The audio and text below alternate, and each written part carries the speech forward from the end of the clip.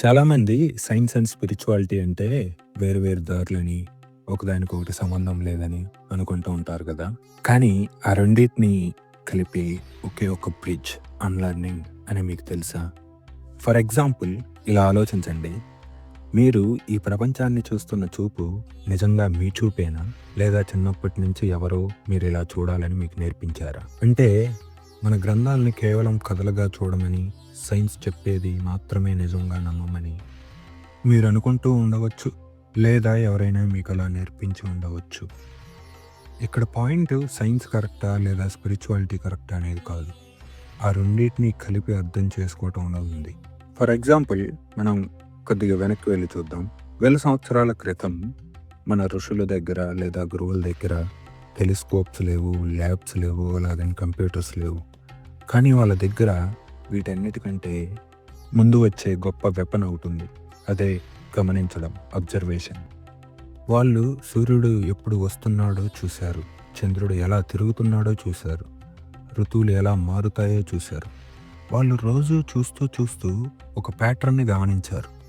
ఆ గమనించిన ప్యాటర్న్ ద్వారా వాళ్ళు సూర్యుడు వచ్చేదాన్ని బట్టి టైంని, చంద్రుడు తిరిగేదాన్ని బట్టి లూనార్ సైకిల్స్ని, మన బాడీ రియాక్ట్ అయ్యేదాన్ని బట్టి ఋతువుల్ని గమనించారు. ఏ ప్రాబ్లంకైనా సొల్యూషన్ కనుక్కోవాలంటే ఫస్ట్ ఎవరైనా చేసేది అబ్జర్వేషన్, గమనించడం. మనం అబ్జర్వ్ చేసిన దాన్ని బట్టి ఆ ప్రాబ్లంకి సొల్యూషన్ ఎలా కనుక్కోవాలో అని మనం తెలుసుకుంటాం. ఆ అబ్జర్వేషన్ ద్వారానే మన గురువులు టైంని, స్పేస్‌ని, ఎనర్జీని డిఫైన్ చేశారు. ఇప్పుడు సైన్స్ గురించి మాట్లాడుకుందాం. సైన్స్ అంటే ఏంటి? సైన్స్ అంటే నిరంతరం మారే ఒక ప్రక్రియ లేదా ప్రయాణం.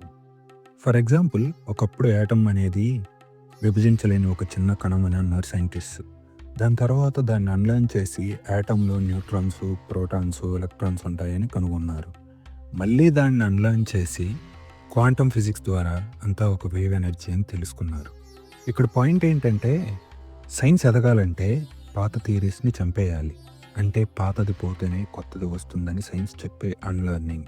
అంటే ఓ ప్రాబ్లమ్‌ని చూస్తే ఇంక ఈ ప్రాబ్లమ్ ఇంతే, దీన్ని మనం ఏం చేయలేము అనే దాన్ని వదిలేసి దీన్ని వేరే రకంగా ఎలా సాల్వ్ చెయ్యొచ్చు అని ఆలోచించేదాన్ని అన్లర్నింగ్ అనొచ్చు.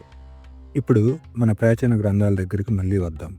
చాలామంది వీటిని అప్పుడెప్పుడో రాసిన కథలు, వాటిలో ఏ పాటి విజ్ఞానం ఉంటుంది అనుకుంటూ ఉంటారు. మన పురాణాల్లో దశావతారాలు ఉన్నాయి కదా!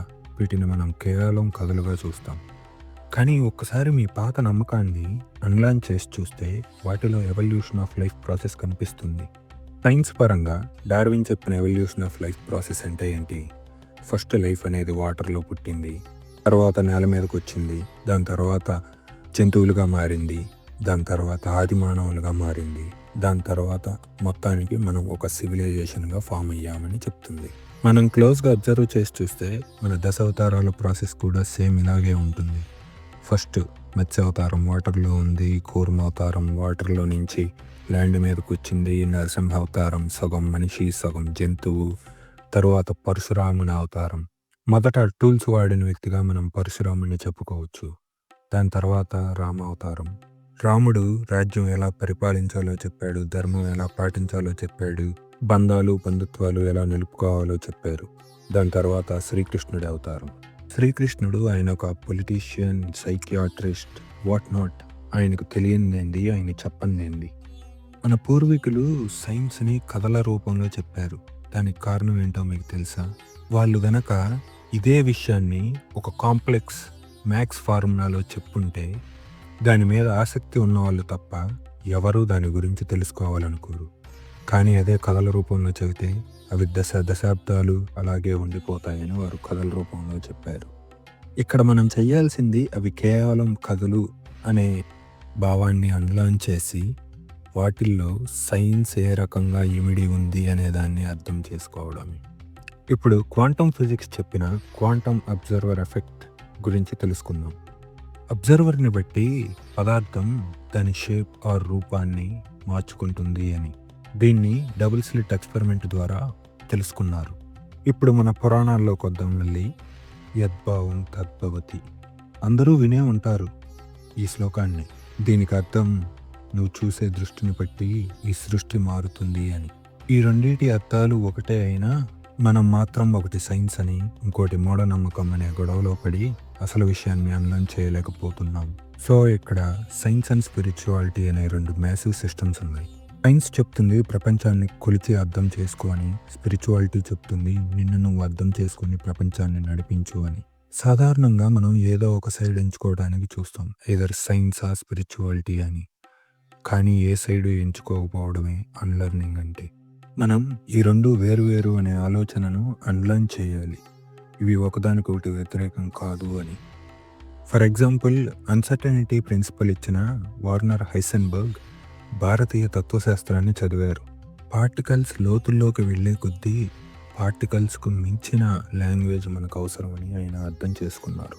జార్జ్ లెమెట్రే గురించి ఇక్కడ చెప్పుకోవాలి. జార్జ్ లెమెట్రేని ఫాదర్ ఆఫ్ బిగ్ బ్యాంగ్ అంటారు. ఆయన ఒక ఫిజిసిస్టు మరియు క్యాథలిక్ చర్చిలో ప్రీస్ట్. ఒకసారి ఆయన ఇంటర్వ్యూలో మీరు సైన్స్ని నమ్ముతారా, స్పిరిచువాలిటీని నమ్ముతారా అని అడిగిన ప్రశ్నకు ఆయన చెప్పిన జవాబు, నిజాన్ని తెలుసుకోవడానికి 2 దారులుంటే నేను ఆ 2 దారులని ఎంచుకున్నాను అని. అన్లర్నింగ్ యొక్క అంతిమ లక్ష్యం ఇదే. లెమెట్రే తన ఫిజిక్స్ కోసం గ్రంథాల యొక్క కఠినమైన అర్థాలను అన్లర్న్ చేయాల్సి వచ్చింది. అలాగే తన విశ్వాసం కోసం నాస్తిక భౌతికవాదం యొక్క అహంకారాన్ని అన్లర్న్ చేయాల్సి వచ్చింది. ఆయన సైన్స్ అండ్ స్పిరిచువాలిటీ రెండింటిని బ్యాలెన్స్ చేశారు. ఇదే మనం కూడా చేయగలం. మనం సైన్సా లేదా ఆధ్యాత్మికత అనే మన చిన్న కోటలను రక్షించుకోవడం ఆపి ప్యాటర్న్స్ను వెతకడం మొదలు పెడితే ప్రతి శ్లోకంలో ఒక సైన్స్, ప్రతి సైన్స్ ఫార్ములాలో ఒక అద్భుతం కనిపిస్తుంది. అందుకే మనం బుక్స్లో ఉన్నదాన్ని గుడ్డిగా నమ్మకూడదు, అలాగని కళ్ళు మూసుకొని రిజెక్ట్ చేయకూడదు. మనం మన టెక్స్ట్ బుక్స్ని, మన పురాతన గ్రంథాలని రెండింటిని పట్టుకొని ఉండాలి. అన్లర్నింగ్ అనేది మన దగ్గరున్న నేర్చుకునే పద్ధతుల్లో అత్యంత అధునాతనమైనది. ఈ వీడియో మీకు ఏదో ఒక రకంగా ఉపయోగపడుతుందని ఆశిస్తూ సెలవు.